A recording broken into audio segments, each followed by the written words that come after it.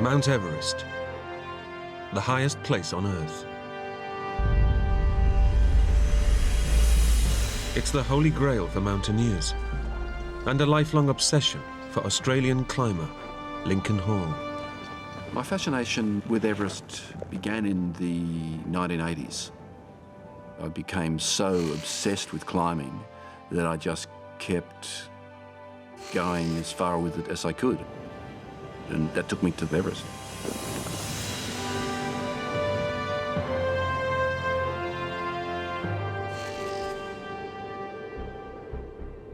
In the early hours of the morning, he's going to make a summit attempt.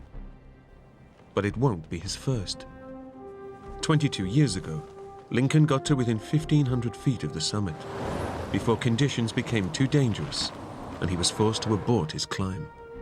When I got down to the base camp, I was overwhelmed by disappointment. It was almost like a poison. I just couldn't let that happen again. But now, aged 50, and with a wife and family, Lincoln knows that this is his last chance. Having a family made a huge difference to Lincoln. Even though this had been his dream for a couple of decades, not coming back wasn't an option. I just turned 50 and I was nowhere near my strength that I'd had back in my heyday.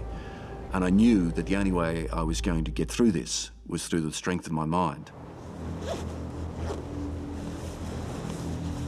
Okay, Georgie. Let's go, mate. It's close to midnight, and Lincoln prepares to leave the pre-summit camp with his Sherpa guides. In front of them lie 1,800 vertical feet and an arduous 9-hour high-altitude climb. I had a feeling that I was attempting the impossible. And Lincoln knows that this year alone, 10 climbers have died trying to reach the summit.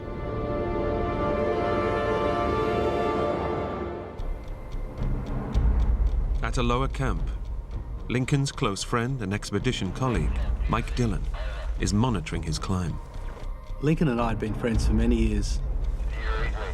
She was one of the best climbers in Australia and a great friend. Lincoln's left camp, Mike. Over. We were expecting to hear, hopefully, good news.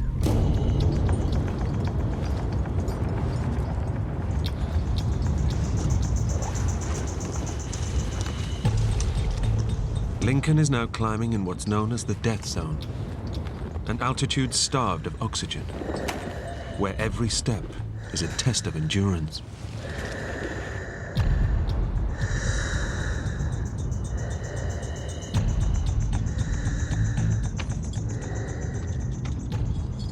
Then the ambition starts to come in and the excitement starts to come in and the energy comes in, because this was my big chance.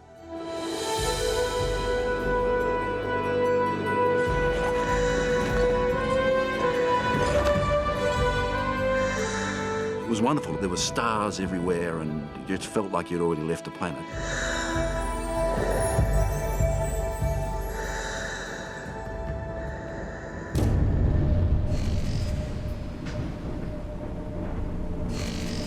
As dawn breaks, he reaches what's known to climbers as the second step, the biggest obstacle between Lincoln and his dream. It was just all that joy of the technical part of climbing combined with the world's greatest mountain.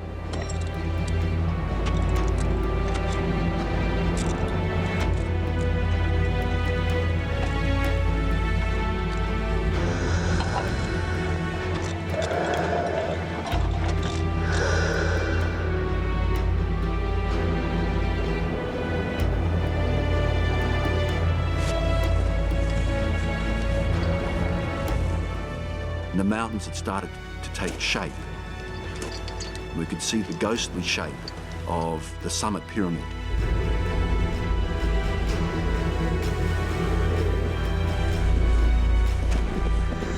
With the summit of Mount Everest within my grasp, the amount of effort I was going to have to put in didn't really matter because I knew I did have that energy within me to get to the summit.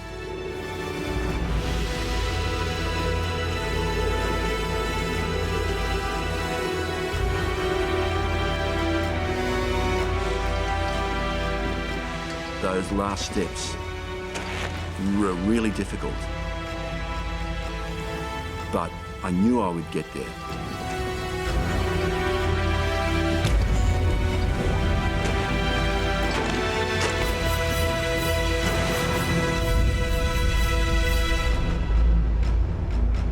Lincoln has made it to the summit of Everest.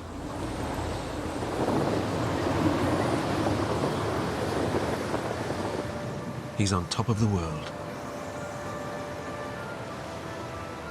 I could just feel this glow of excitement and of joy. It was just the most wonderful feeling.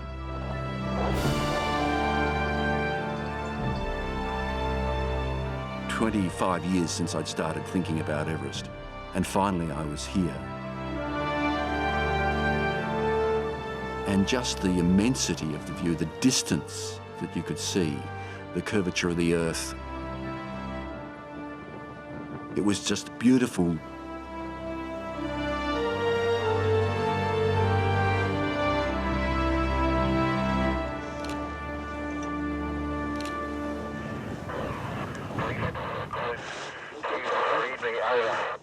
I was just walking past the communication tent when I heard his voice. Lincoln, it's Mike, over. I can't believe we're here. It was fantastic because Lincoln deserved it more than anybody. Finally. He was perfectly calm. It sounded as though he was ringing from the office. Thanks, guys.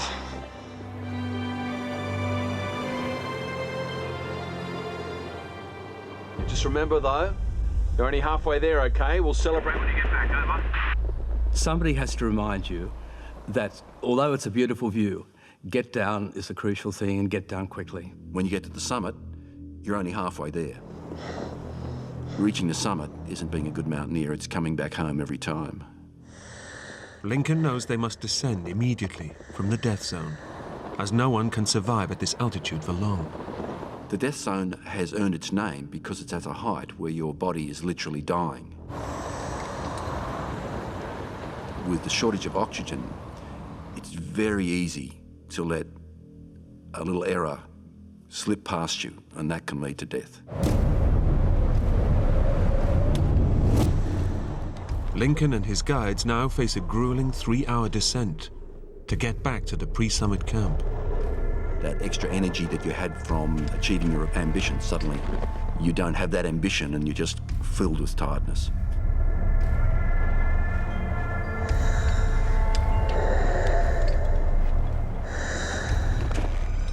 Suddenly, I just felt exhausted.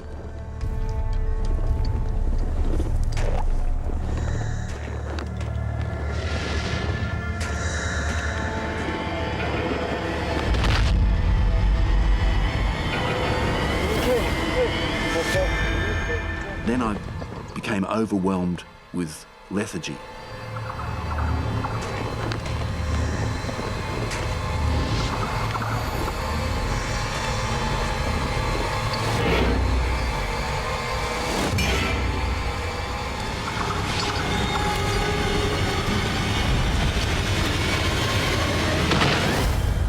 And I passed out in the snow.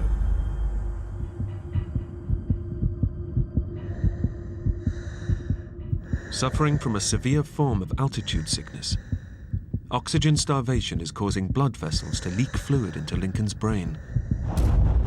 I couldn't live in this oxygen-starved environment for very long at all.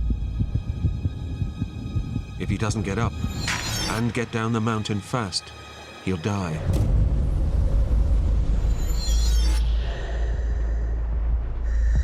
I just don't know what happened. Okay.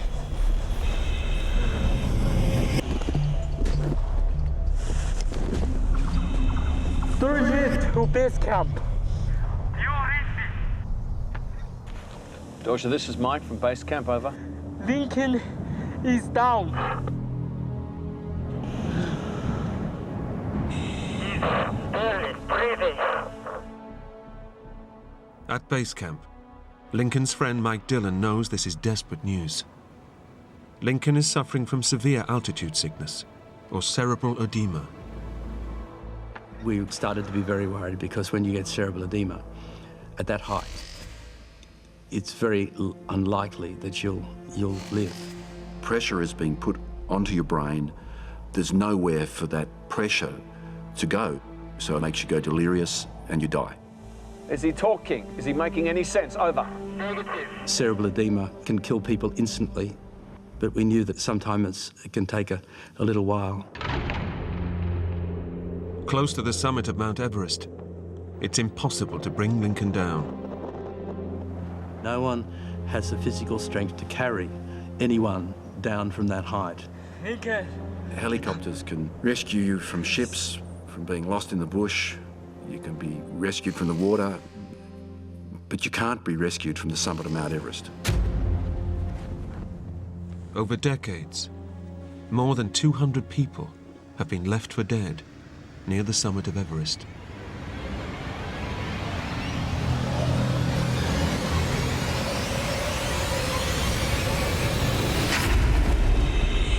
Suddenly, I was back Lincoln. in a sort of, I wouldn't say lucid state, Breathe. but I actually realized where I was. I was on Mount Everest.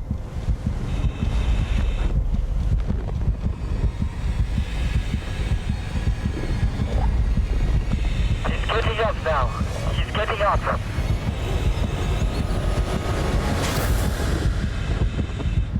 Good work, Dosha.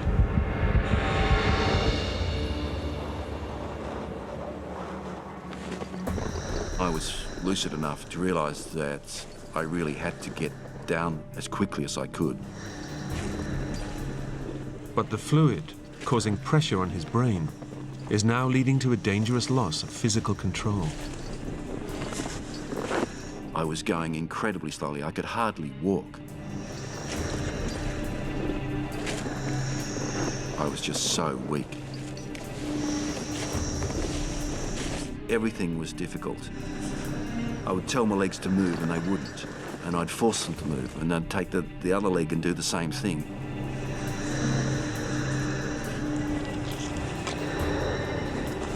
It was my mind that was driving me forward.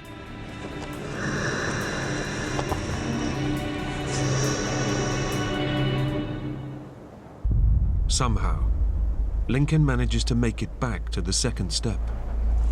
But this means rappelling down a sheer rock face at 28,000 feet above sea level. That's the dangerous place. It's a make or break it point, and often it's a place where people die. And Lincoln's mental state is getting worse. I was in a trance. I was just incredibly confused. Another Sherpa is at the second step. And I wondered what he was doing there. A climber that he was guiding to the summit has died just below them. Already confused, the news pushes Lincoln over the edge. It was such a shock that I fell to pieces.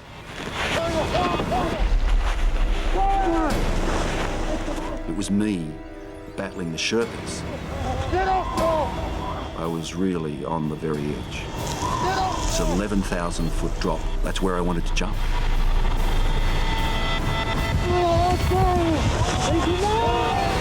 I was trying to jump off the face. I had gone delirious.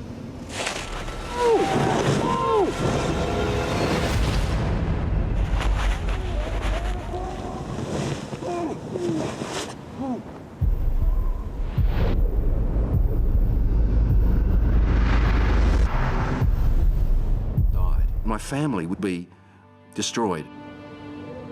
I love you, Barbara. Love was the overriding emotion. I couldn't wear the cloak of death. I had to find a way out. I had to come back to my family.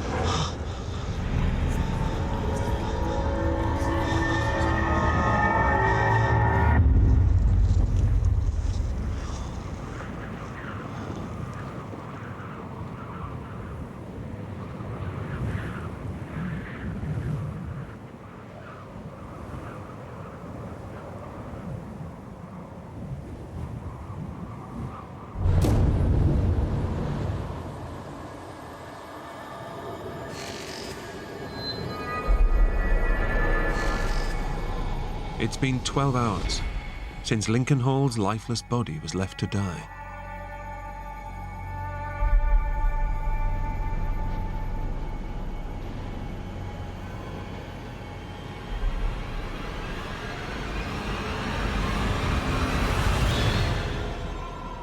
Incredibly, he's still alive. But alone, near the summit of Mount Everest, he's barely clinging on to life.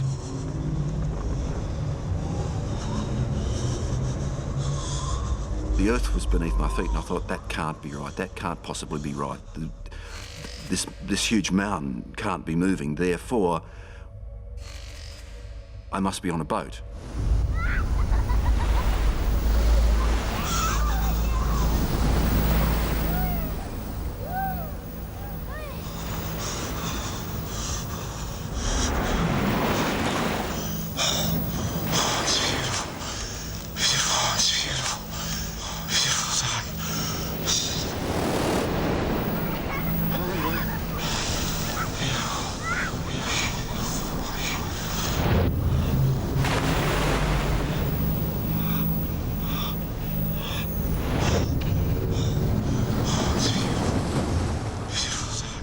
I was so contained in that bizarre world of hallucinations and loneliness and cold and death.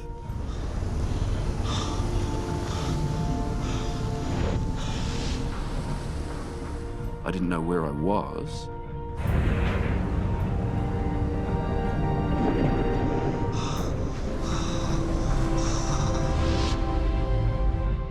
I knew someone was there.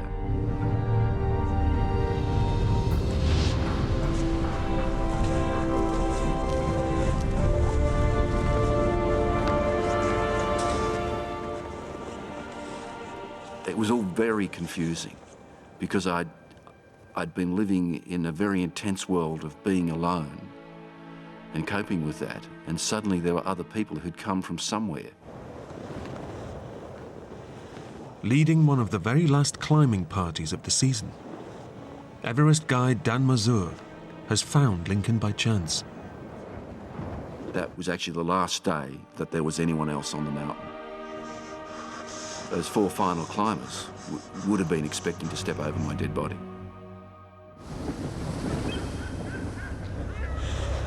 You tell me, man. He had this really kind of wide-eyed, very gaunt look in his face. He was not in good shape, you know, and 28,000 feet, you know, the human body is very fragile. Severely hypothermic and delirious from the swelling in his brain. It may already be too late to save Lincoln. He kept looking at us and saying, "Oh, this is a brilliant boat ride we're on. What a brilliant weather for a cruise." Just lie down. Lie down. Dan recognizes the deadly symptoms of cerebral edema. He gives Lincoln oxygen to help alleviate the pressure from his brain, and chocolate to raise his blood sugar levels.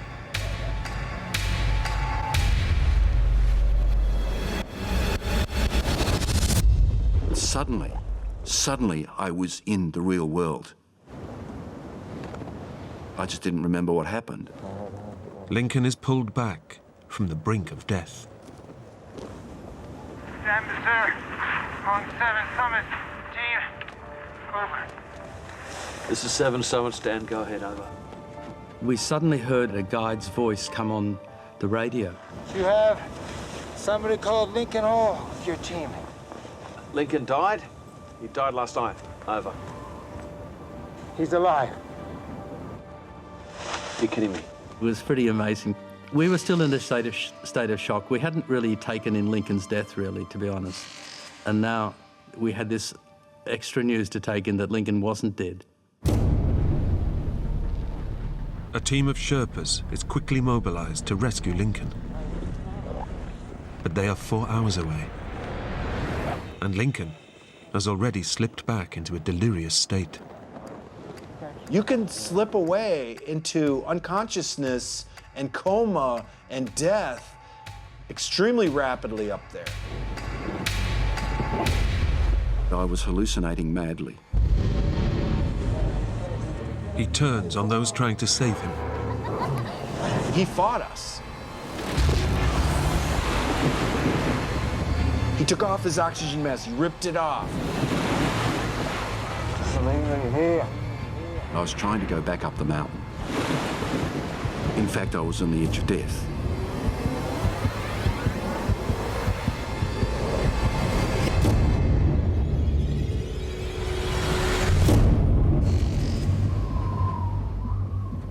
Finally, 2 Sherpas arrive from camp to try and bring him down.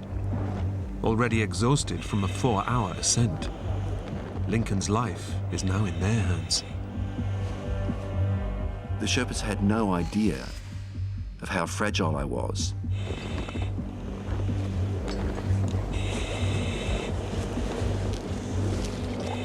I could only get half a dozen steps.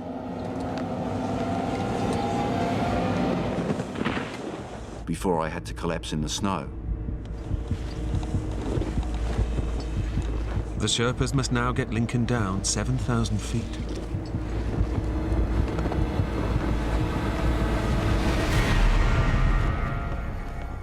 Three hours since the Sherpas reached Lincoln, and Mike Dillon is getting anxious. Lincoln was in a bad way. He was alive, but we didn't quite know whether he was going to ultimately survive. We thought he had a 50% chance of making it.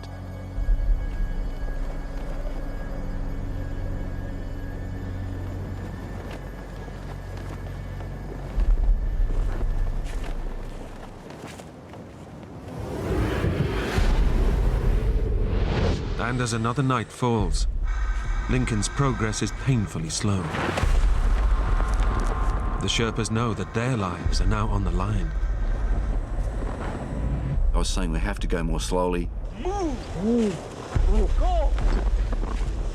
And they were saying, no, you have to go fast. They push Lincoln hard.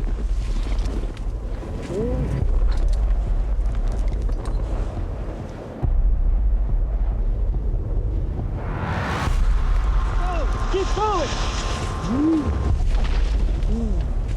They were prepared to do anything to get me off the mountain. I said go! I could tell from the tone of their voices that they were tired and exhausted and they didn't want to be there. Move!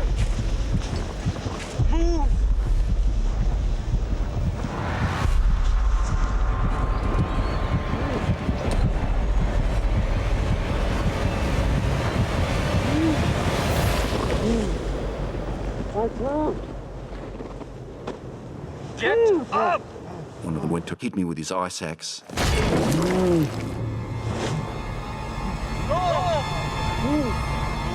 They were prepared to do anything to get me off the mountain.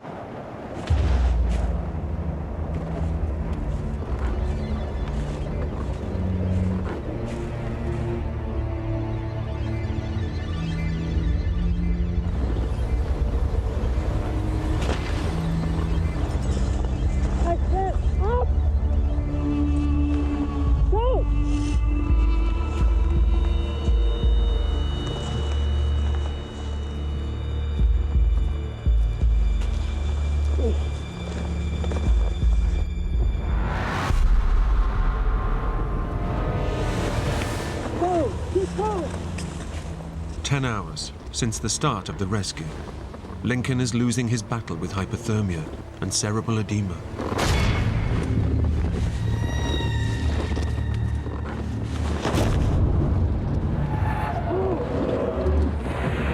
Lincoln finally gives up. I was able to go no further.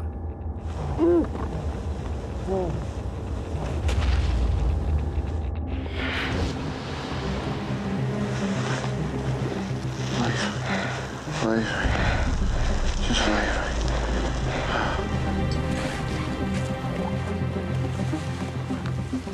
Barely conscious, the Sherpas push Lincoln on.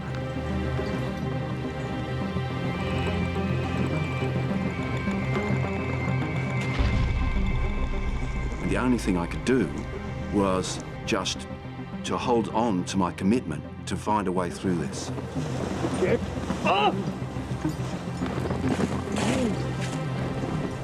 I just had to be able to keep walking to stay alive.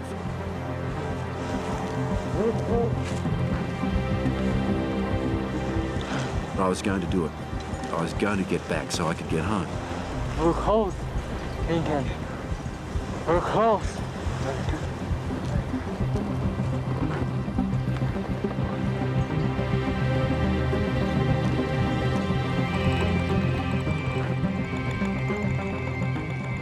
I came around a slight crest in the slope.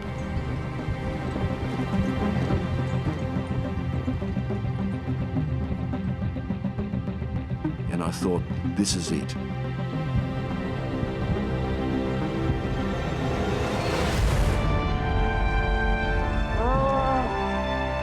I'm going to survive.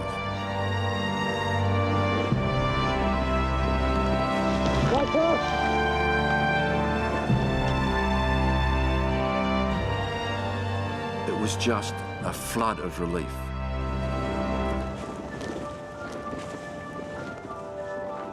But I didn't have any energy left for jubilation.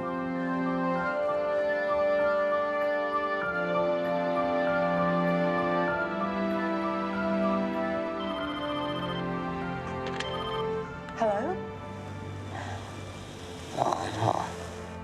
Lincoln?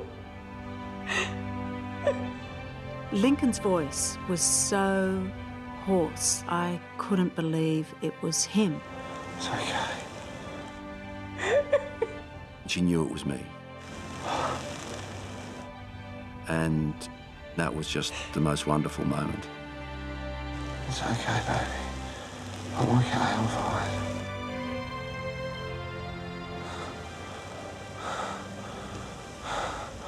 I love you too.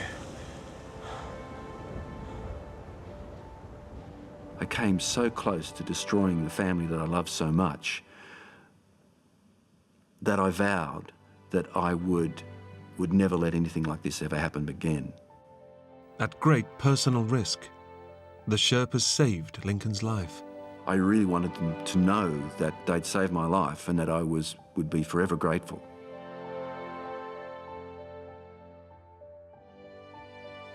Lincoln recovered, but lost the tips of his fingers and a toe to frostbite. He still rock climbs, but has no plans to attempt any more major peaks. Doctors have yet to understand how he survived so long, with so little oxygen and without shelter, in Everest's death zone. It's a clear spring morning, and David Hunt is preparing for his annual cross-country snowmobile trip with his 11-year-old daughter Leia. Cool, eh? It was just something that we promised that we would do every year, something together. Oh, you look at that. We always had fun together, you know? No matter what, there was never a dull moment. Mum Barbara and little brother William will be staying at home. This trip is for fathers and daughters only. Leia and her father had a special bond, I think from the moment she was born. They spent a lot of time together when Leia was younger, whether it was cycling, skidooing, all kinds of things. Her brother, I think, was very jealous about the fact that he wasn't going to go. But I think that Leia really needed to have that one-on-one time with her father. Keep you nice and warm, don't you? I love my daughter. She just had an interest to being around her dad, and she'd always want to come and hug me, and Daddy was like everything. Bye now. With David working hard through the year, Leia knows it's her one chance to get Dad all to herself. My father is a workaholic, so when we went on these trips, I knew for sure all his attention would be directed to me, so I was very excited for those trips together. It's Leia's big day. But with the temperature plunging to minus 22 degrees, David is wondering whether to postpone the trip. Hey, That morning, I was a little concerned for the weather because it was very cold outside. It was one of those mornings where you can like barely stand being outside for 1 second, let alone going on a trip. So I told Leia, what do you want to do?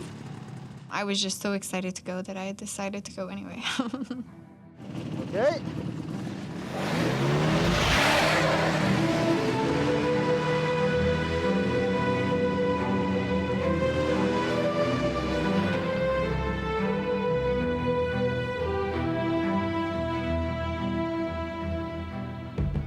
I really like snowmobiling, just the fact of having nothing on your mind. You're totally away from everybody, you're away from work.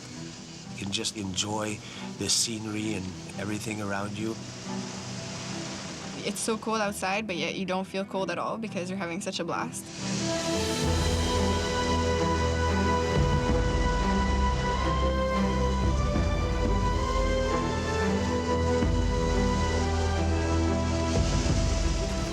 Leia and David are traveling on specially designated snowmobile trails. 30,000 kilometers of frozen freeways, crisscrossing the wilderness. Meticulously maintained by an army of grooming vehicles. The trails offer a thrilling alternative to taking the car between cities. That morning, we were heading in the direction of my cottage in Mont Laurier. It's about 700 kilometers away. The journey will take 3 days, and they're traveling light, with just a small bag of clothes for the hotels they'll be staying at along the way. Tonight, they're aiming for the small town of Saint-Jérôme. I was concerned because it was around 2:30 in the afternoon, and darkness does come in around 4:35 in the wintertime. Figured around 4:30 we should be at Saint-Jérôme. David has recently purchased a state-of-the-art, 2-seater Grand Tourer snowmobile, capable of 220 kilometers an hour. But David sticks to the blanket 60-kilometer-an-hour speed limit on the trails. Accidents on these tracks are all too common. Every year there's maybe 30 or 40 deaths in snowmobile accidents. You could be coming on your trail, nice and slow, minding your own business in a way, and just looking and admiring all the scenery and everything, and you'll come into a corner, and the 3 or 4 machines will just be coming around that corner like they think it's a racetrack. If you get 2 skidoos and 1 skidoo is on your side of the trail by 6-7 inches, forget it. It won't pass. They think it's a racetrack. Like we got Michael Schumacher on the track here, you know, and Jeff Gordon. My trick is not to travel at nighttime. Leave early in the morning and be finished by about 4 or 5 o'clock in the afternoon. That way there, you know, you won't run into all these people that are just going out for a fast night run. After 2 hours on the road, they stop for a hot chocolate and check their directions. You know, I think it's only about another half hour before we get to the hotel. And I looked at the Skidoo map, finding the closest direction to get to Saint-Jérôme. Because what is fun about snowmobiling is if you do want to go in a direction, let's say to my cottage, there's 5 or 6 different trails that you can take to get there. And one of the fun things is that each year you take a new way, so you get to see new things. So I was looking at the map and I told Leia that, look, well, it looks like this trail here is a nice windy trail and everything and all that, and that'll take us to Saint-Jérôme. Sitting in the heated restaurant has warmed them up. But once outside, they're back in the grip of the ice-cold conditions.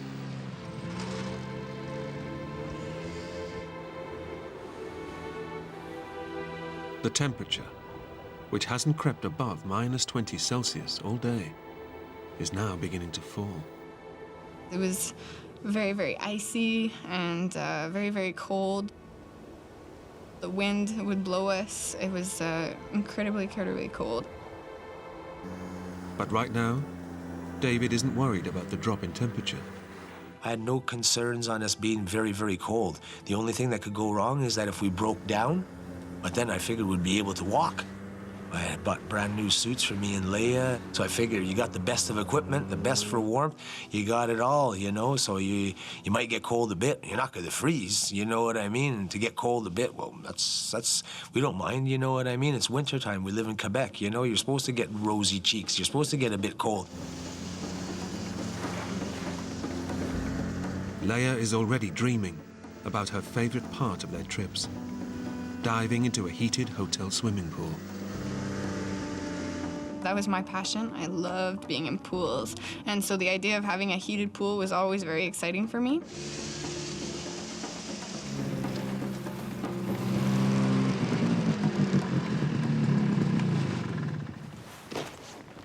Leia and David arrive at Saint-Jérôme before nightfall.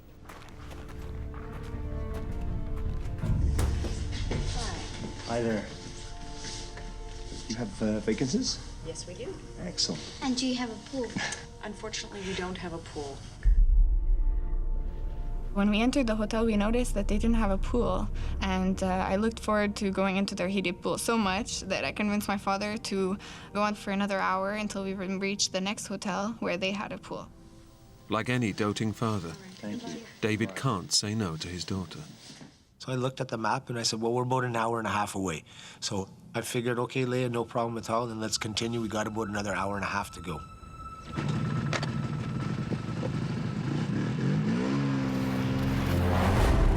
David knows that snowmobiling at night brings a new set of dangers. You're not in cities, so you have all these animals to deal with too. If something was to go wrong, you'd rather much be in the daytime than at the nighttime. In spite of the dangers, David and Leia make good progress. It was a new trail. We'd never been this way in the snowmobile before, and the trails were very good.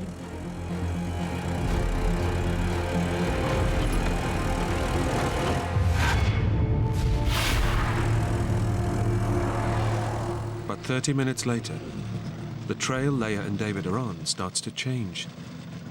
High winds have blown snow in drifts across the track, and the grooming vehicle that should have cleared it has broken down.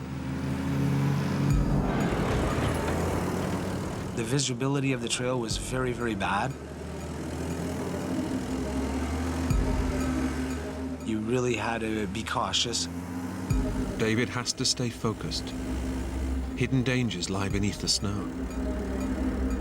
If they drift off the track, they could smash into concealed rocks and branches. I was just anxious to get out of there in a way and to get onto a better trail and to get to the motel at this point. This wasn't fun.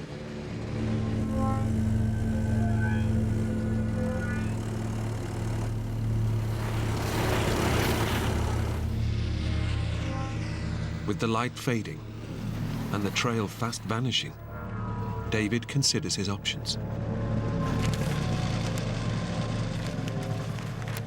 I looked at the map. I saw that if we had to turn around where we were to go to another trail, this would take us 2 hours out of our way and that we would never be able to make it to that motel before 8, 9 o'clock at night. David faces a major dilemma. Lose time turning back for better trails, or carry on through heavy, ungroomed snow. So I figured, well, if the trail's no good, we'll just go slow. At least it's going to save us time.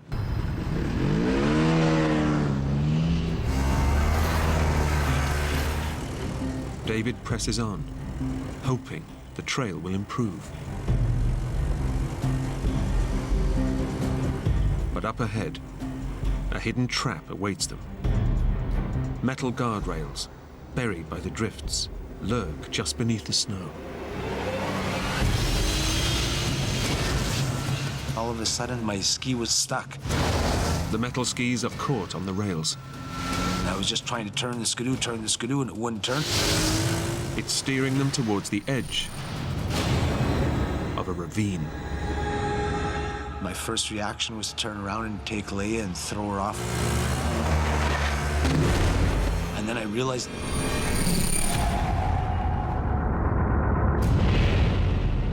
Oh my God. That's when I realized that this is gonna really hurt.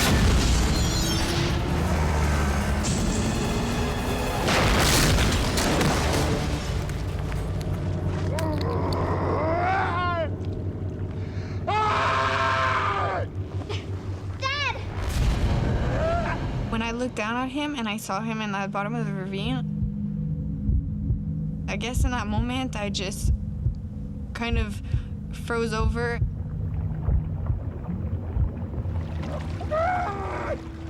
David's snowmobile has crashed into a freezing cold stream, crushing his leg and pinning it beneath the water. I was very panicky. I was very scared. Dad! Just get out, please! What's wrong? Using brute force and every last drop of adrenaline, David has to drag his legs free from underneath the machine.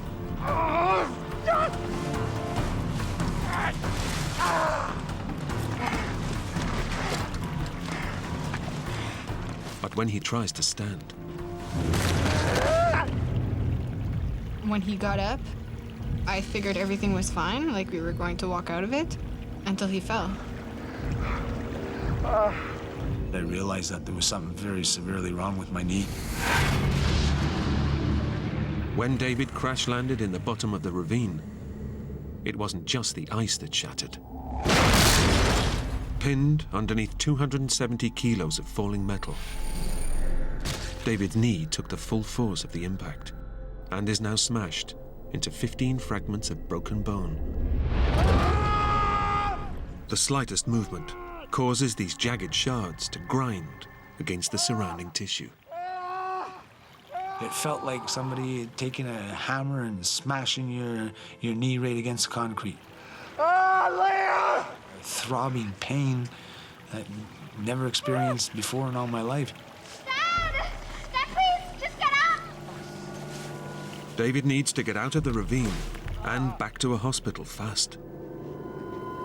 But with a shattered knee, he can't move. I couldn't just get up, man, and get out of there. Dad! What's wrong? David is now relying on his 11-year-old daughter to get him out. Dad, I'm coming down. But with the wind and snow suddenly picking up, it won't be easy. My father has always been there for me. Take care. Now it's my turn to show that I can help him.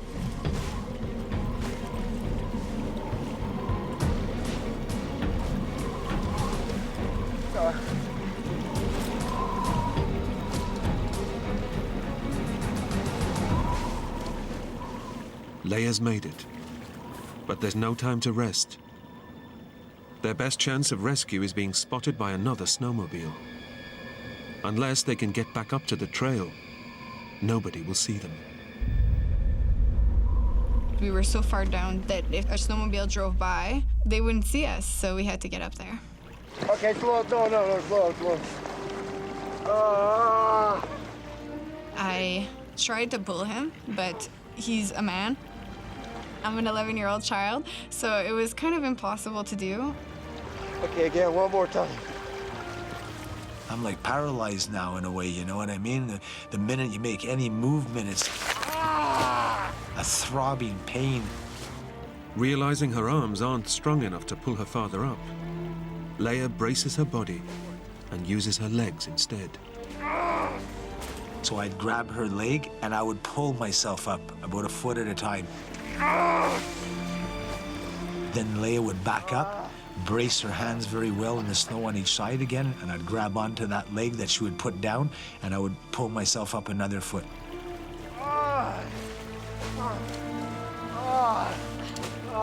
I tried to pull him, and every time he would slip and fall back down. Every jolt sent shockwaves of pain through David's smashed knee. I wanted to quit a lot of times, you know? I figured I ain't gonna make it to the top. You know, I can't get up there. Come on, Dad. Okay. But Leia didn't want to give up. I was so determined at that moment. It was like another me that kicked in.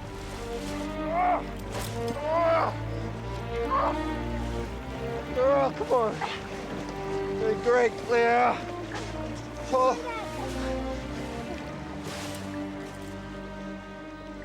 Leia, all 45 kilos of her, manages to help pull her badly wounded father back up to the top of the trail. Getting out of the ravines was one of the hardest things that I ever had to do. It was with the determination of Leia and the will of Leia that I got out of there. Oh, good girl. But now, one thought goes round and round in his head. Has he just led his young daughter to her death? I felt guilty because I brought her there. It was a living nightmare for her. There's no way that Leia deserved this. So if there was anything that I could do for this to turn around and be different, I would do that in a flash, but I can't.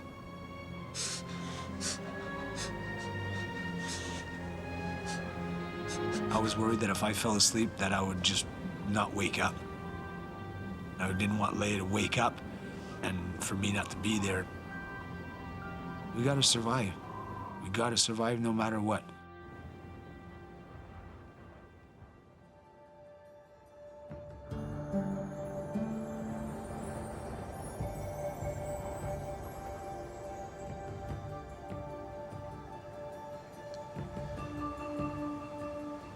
I was very, very relieved that the sun was coming up. Against all the odds, David and Leia have survived one of the coldest nights of the year in one of the most inhospitable environments on Earth. We did it and we survived, and I just thank God for watching over us, you know. But when Leia goes to get up, there's a shock for both of them. My feet. Holy jeez. She had ice all around her boots. Can you feel your feet? No. Balls of ice have formed around her feet, which now prevent her going anywhere. Move your feet. You can't feel them? No. Okay. David grabs a metal signpost out of the snow to chop away the ice. I was holding the wood part of it, and I was chopping with the aluminum part of the sign. As David breaks up the ice, curiously, Leia feels nothing. My feet were so numb, I didn't feel anything whatsoever. All I could feel was him hacking at it. The fact that Leia cannot feel her feet is a very bad sign. The nerve endings in her toes have died. She doesn't know it, but she's in the advanced stages of frostbite. Despite the damage, she can stand. Now David wants her to leave him and save herself before they freeze to death. You gotta go back to the trail from last night, okay? It's the only way. It's gonna be okay. Either she leaves now on foot to go to get help, or we die here. I love you, Daddy. I said to Leia, when you're walking, just believe in your heart, Dad is with you. So you walk and you leave and you get to the town, I'll be good.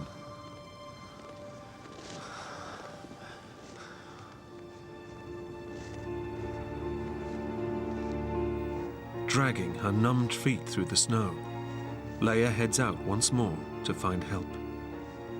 I was in pain at that point. I was not comfortable at all. Back at the crash site, David knows that even if Leia finds help, it might not arrive in time to save him. He has to try and walk, or die here in the forest. After Leia left, I figured that I'm gonna go that way too. I'll try and follow her. Come on!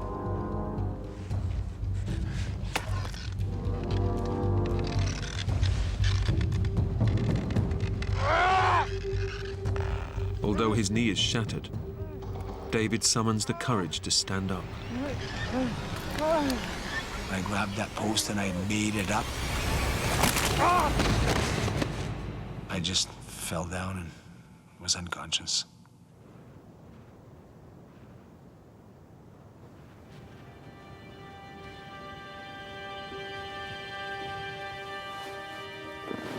An hour into her walk, Leia spots a derelict building in the snow up ahead.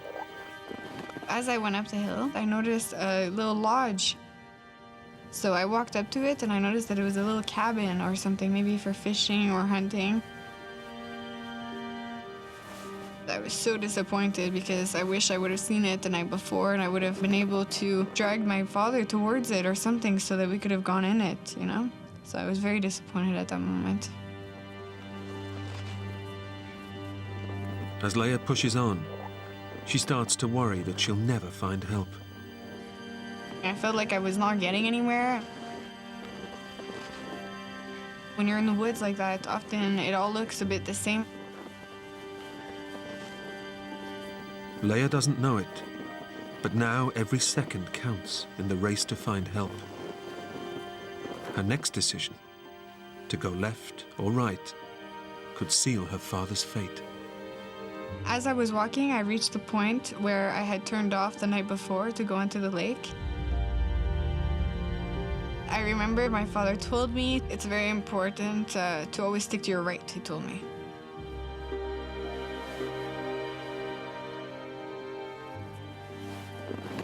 No matter which way the trail gives you an option, always go right.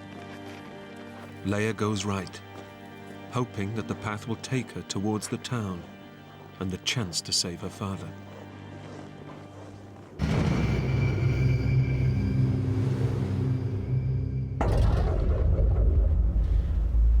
David's body is shutting down.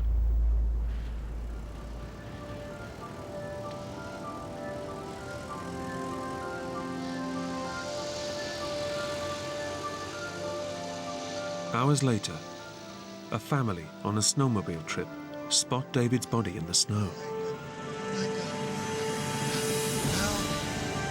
David has clung to life. My daughter! Now his only thoughts are for Leia. My daughter! He said that Leia had been found and that she was going to be taken to Saint Jerome Hospital.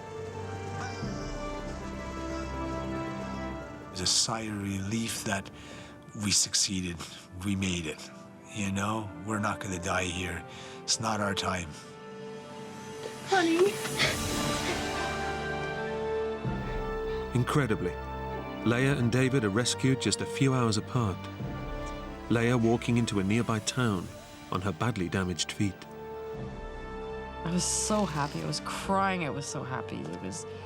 It was like I started breathing again.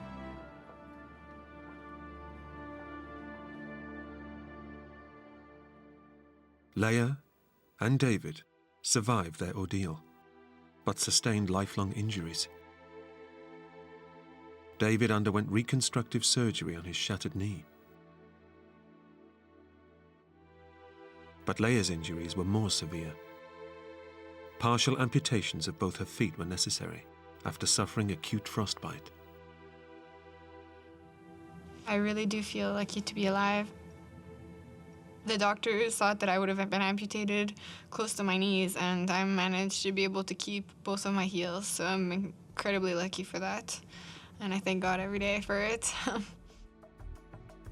For her incredible actions in saving her father's life, Leia was given the Star of Courage, one of Canada's highest awards for bravery. Just 11 years old and being told to go for help and not hesitating for one moment. She's the bravest person I know.